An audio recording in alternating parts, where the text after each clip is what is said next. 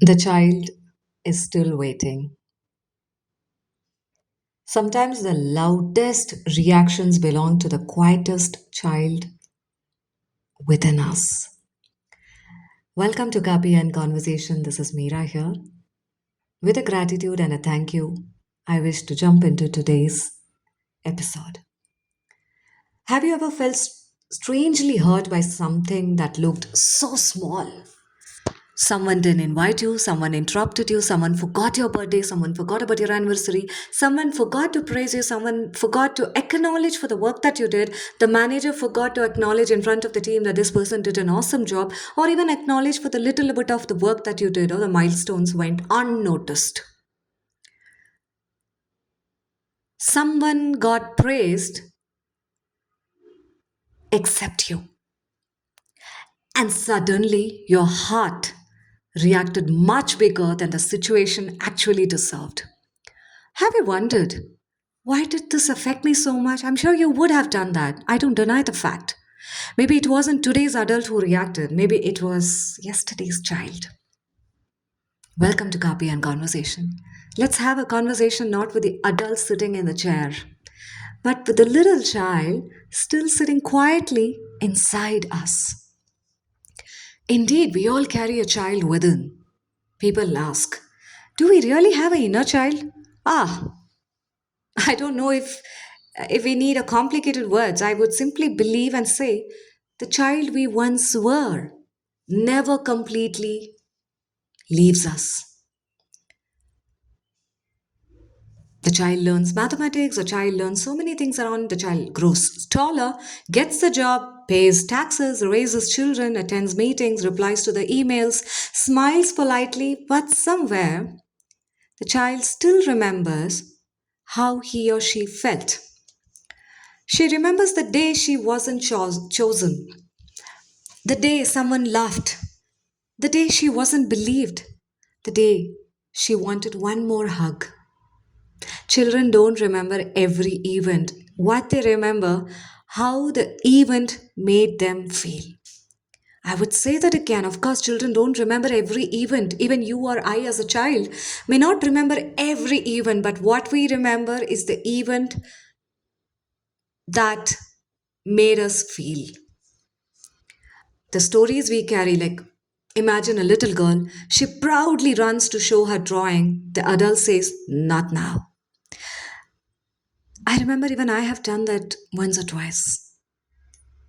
The drawing gets folded years later. She hesitates to share her ideas in the meetings, or even in a family gathering, or even in an intimate gathering. Not because she lacks talent, because somewhere a small folded drawing is still waiting to be seen. Or imagine a little boy who cried once and someone said, don't cry, be strong. Years later, he struggles to say, yes, I've seen this in men. Especially for men, I'm just sharing this. There's so many men who struggles to say, I'm feeling hurt. Not because he has no feelings, because someone taught him or someone shared when he was a young boy that feelings were unwelcome guest. As a boy, you're not supposed to share it. As a boy, you need to shoulder it. As a boy, you need to walk head straight. As a boy, you should never share what you're going through, and you cannot even let that fraction of the tears roll down. It's really difficult for me to talk next, but then still, that's the truth. Because when I record these episodes, I make points. I jot down. I put it into a script. It is, of course, in front of me, but I keep adding on, adding on, adding on. It's heavier because the stories don't disappear, they simply grow up with us. This is why I don't rush to judge reactions. I have done that in the past, of course, but not now. Someone becomes defensive, someone becomes controlling, or someone keeps pleasing everyone. Someone never asks for help. I've seen many people, or rather, many a time, someone apologizing for existing even. What if, before labeling the behavior, we become Or we became curious about that story because behavior is often a language. Sometimes it's the only language that an unheard child knows. When someone says, "You're overreacting," dude, buddy, hey, why are you even overreacting? I silently wonder. I'm getting choked, but then still, yes. I silently wonder which child just got frightened. I often noticed my own story, yes. I often notice there are moments when I react more strongly than I expected. Earlier, of course, I blamed myself. Now I ask a different question. It took a while for me to do that. Which little Mira just entered the room? The curious one? The frightened one? Or the girl trying to make everyone happy? Or the one searching for approval? Or the storyteller who simply wanted someone to listen? That one question changes the entire conversation, not only with others, but with myself. Let me give a small exercise. Hear it out. Today, I want to leave you with something simple. Close your eyes and picture yourself at 7 years old. Not the photograph, the feeling. What did that child need? To be heard, to play, to rest, to be appreciated, to be hugged, or to share about that nightmare, or to share about that dark past which he or he, despite 25 to 30 years as growing as an adult, has never shared about the behavior of one particular uncle or someone stranger. That misbehavior. If tears are rolling down, let it flow. Ask yourself. Ask yourself, when was the last time I gave that child what she had been actually waiting for?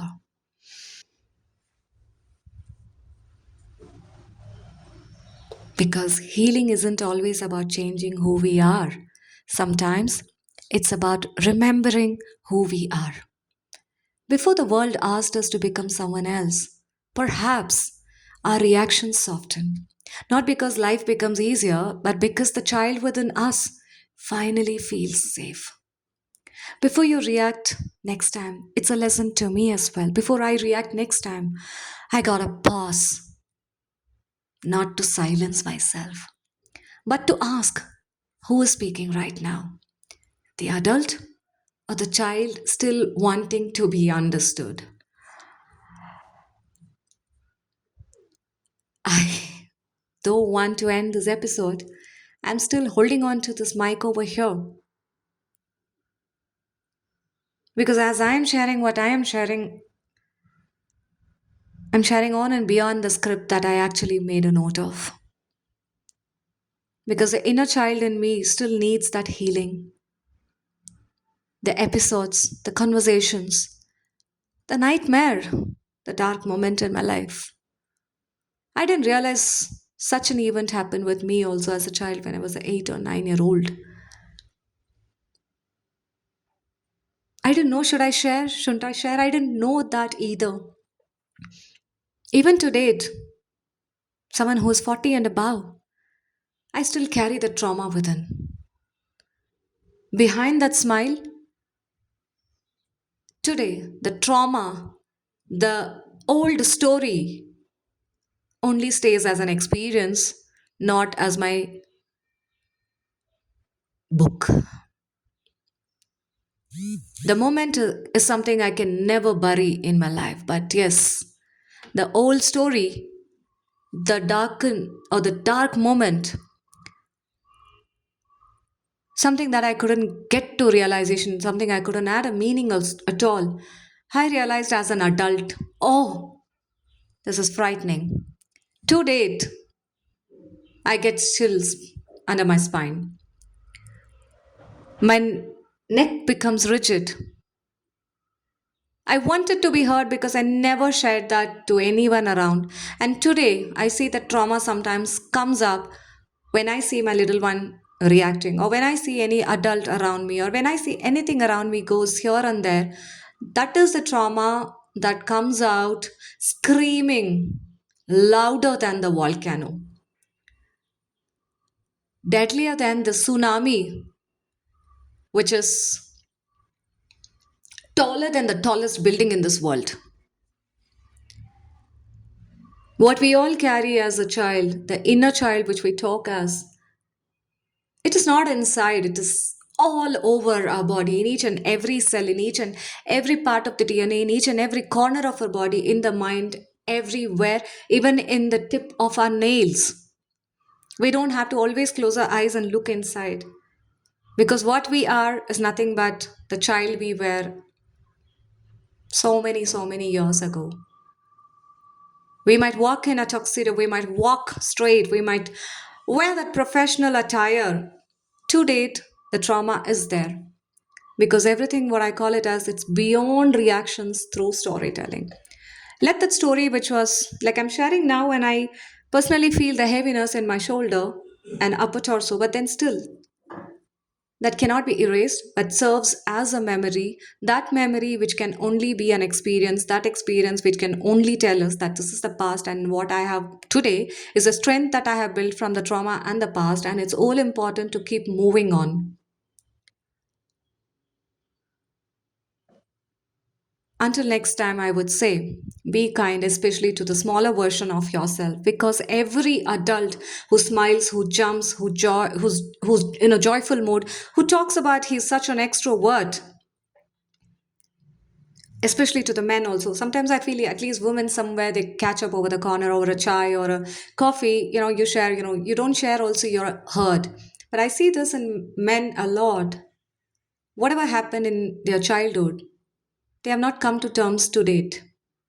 They have not settled it. You cannot settle it, but at least use it as a only as a memory and an experience, a story, which is making you to go ahead, to think that it was just an old chapter rather than to live in that old chapter and missing thousand chapters that you have beautifully created as an adult. Yes, because every adult is simply a child who kept growing. Healing doesn't begin when we fix the adult, it begins when we finally listen to the child who never stopped waiting. I would call it definitely this is the unfinished chapter, because reactions are rarely about today. It is from the child who is still waiting. With this, I want to say thank you for listening to. And before ending, just adding a note. You want to dive a little more deeper? I invite you to the upcoming online session on Beyond Reactions Through Storytelling. It's about understanding the story about narcissistic behavior. We don't change, it is about understanding, and the self centered thoughts. The details are there in the description. I look forward to listening. We'll see you with yet another copy and conversation. This is Meera signing off. Ta-da, bye bye.